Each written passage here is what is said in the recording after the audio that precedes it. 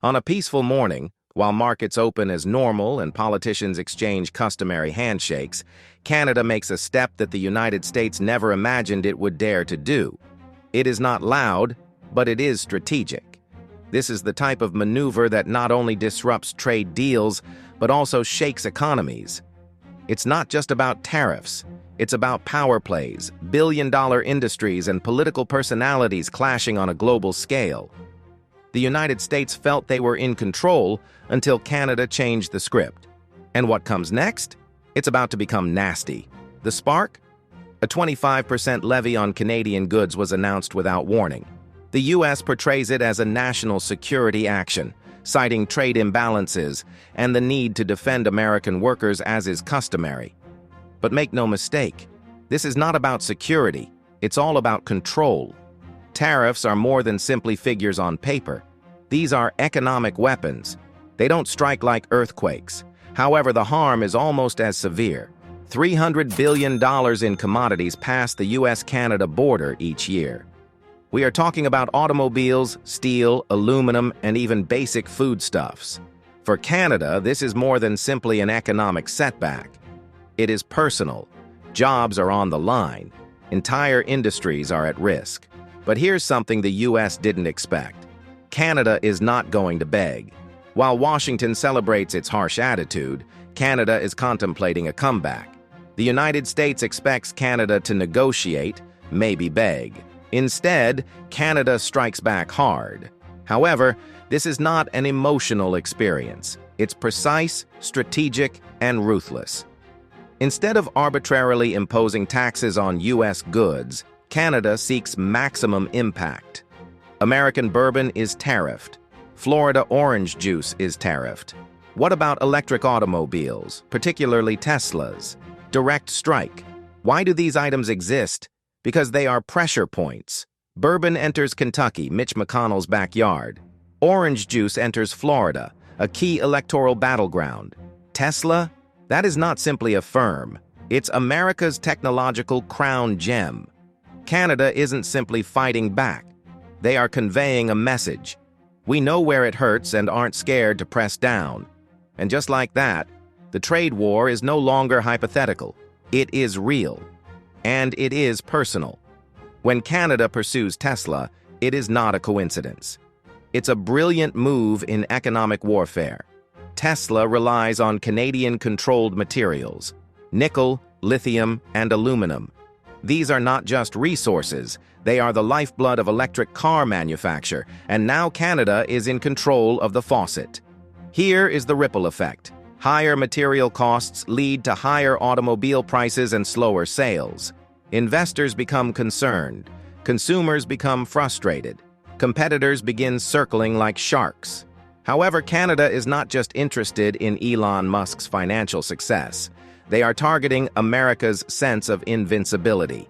Because if Tesla, the symbol of American ingenuity, can bleed, no one is secure.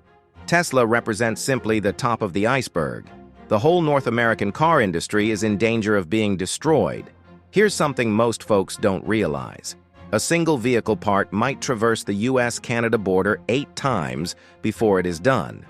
The factories in Detroit, Ontario, and Mexico are not competitors. They're partners in a massive supply chain. When the U.S. imposes tariffs on Canadian steel and aluminum, they believe it will defend American employment. It is doing the reverse. Now, components are more costly. Factories are slowing down. American workers are losing their jobs. Here's the irony. Canada understands that this will happen. They understand that the supply chain is vulnerable. And while the U.S. believes it is demonstrating power, it is essentially hitting itself in the face. This is not only about CEOs and politicians. It features little communities in Ohio, Michigan, and Alberta. Communities that rely on these sectors for survival. Imagine this: a community having a single significant employer, a factory that produces automobile parts. Tariffs raise production costs for the factory. They lay off employees to keep afloat. Families are suddenly unable to pay their rents. Local companies lose clients. The entire town feels the pinch. And now for the stomach hit. These folks did not initiate the conflict, but they are the ones being crushed by it. Meanwhile, the politicians who started this are still receiving their paychecks. Politics quickly becomes dirty, because when people lose their employment, they do not blame foreign governments. They blame their own government. In Canada, Trudeau describes the counterattack as a defense of national pride. In the United States, however, things are different. Some politicians go all in, arguing short-term hardship is worth it in the long run. Others try to back down, seeing that short-term misery results in furious voters.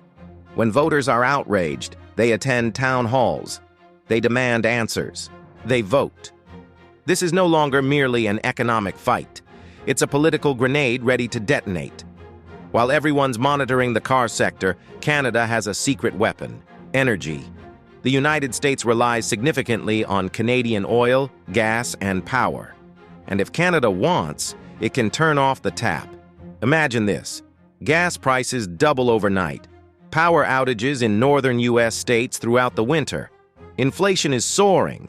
Canada hasn't played this card yet, but the idea that they could is enough to keep American leaders up at night. Because energy is more than simply money. It is about survival. It did not happen all at once. It began with a delay here. There is missing cargo there. Initially, companies assumed it was simply terrible luck, an isolated problem, but it kept happening, over and over.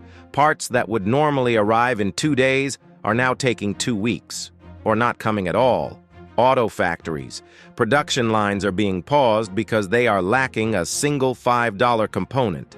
Technology firms, struggling to obtain essential supplies, watching deadlines fade into the horizon. Grocery businesses are also experiencing the effects. Empty shelves where fundamental products were once filled without hesitation. See, supply systems aren't designed for instability. They're made to be efficient, lean, fast, just on time. However, when tariffs are added to the mix, efficiency suffers. And now for the brutal part. It's not as simple as turning a switch. You can't just mend a damaged supply chain. It's like attempting to untie a massive knot. One error, it tightens even more. The US believed it was exerting pressure on Canada, but what they actually did was pull the first thread.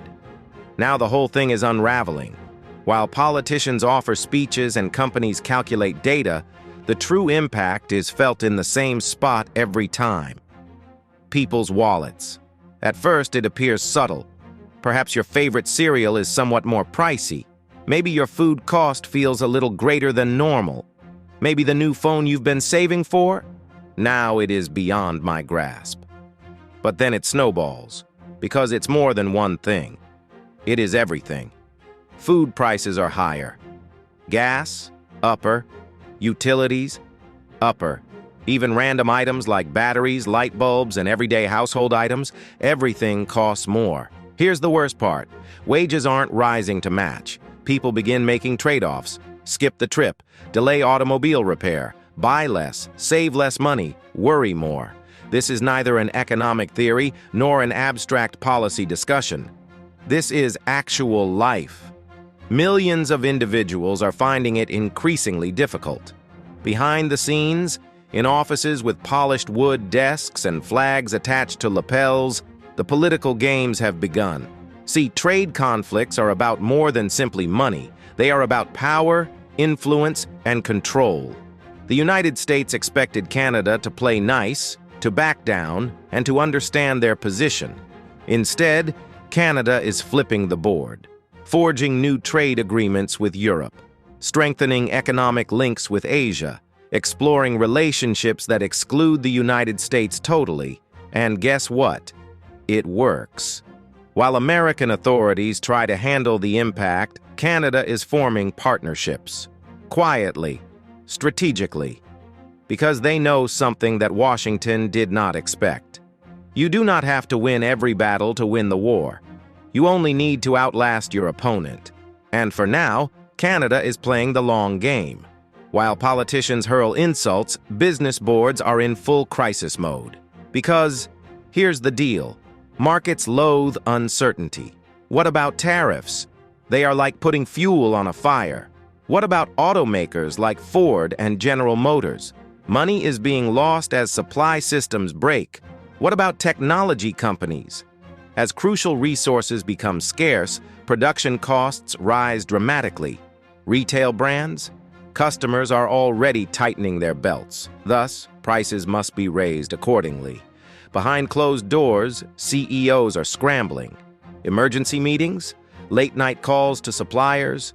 Shareholders received frantic memoranda attempting to explain why the figures were coming apart. Because at the end of the day, it makes little difference who is right in a trade war. Only the bottom line matters. And right now, the bottom line is under threat. You'd think there would be regulations for this sort of stuff, right? There are. USMCA, the trade agreement that replaced NAFTA, was intended to prevent just this. WTO regulations, designed to maintain global trade fairness and balance. But here is the unpleasant reality. Rules are meaningless unless they are enforced.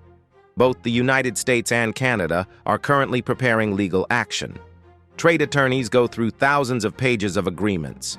Lawsuits are being drafted, complaints are being filed, international courts are being drawn into the quagmire, but even if Canada wins a legal battle, what exactly does it mean? Will it bring back lost jobs? Number. Will it reverse the economic damage? Number. Will it restore the trust that has already been shattered? Definitely not. Because legal triumphs do not restore destroyed relationships. In global trade, relationships are important. This was never just about the United States or Canada. The ripple effects are spreading worldwide.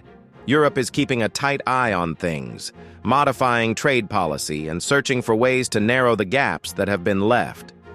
China has discreetly stepped in, providing agreements to Canadian firms looking to diversify their exports. Developing nations are using the opportunity to establish themselves as new participants in formerly locked-down sectors. And the longer this goes on, the more likely the U.S. will lose something far more important than money: its effect. Because power is more than just having the largest economy or the strongest military.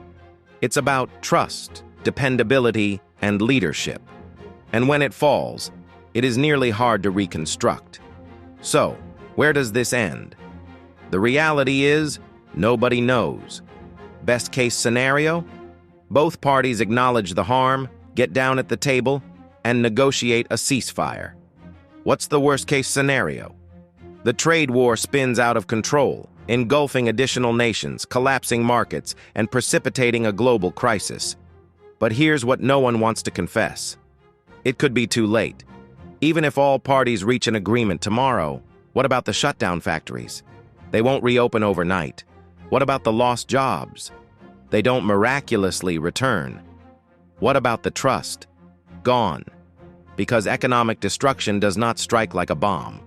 It sneaks in quietly and gradually until one day you wake up and everything has changed. It's not just about tariffs. It is not only about Canada and the United States. It's about how delicate everything actually is. One decision, one policy change, and prices have risen. Jobs no longer exist. Entire industries are disintegrating. Trade battles are not fought in conference rooms. They fight at grocery shops, petrol stations, and in the homes of individuals who never asked to be a part of it. And the folks who are most affected are not those who began it. So, the next time you hear a politician talk about tough economic decisions, remember that tough decisions for them generally result in bad lives for everyone else. And as this develops, one thing is certain. It's about to become much more terrible. So what comes next? Will Canada push even harder? Does the United States double down?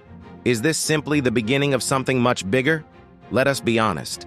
The narrative is far from done. If you find this analysis useful, subscribe so you don't miss the next installment. Share your opinions in the comments. Do you believe the trade war will spiral out of control, or will cool heads prevail? Thank you for viewing, and see you in the next one.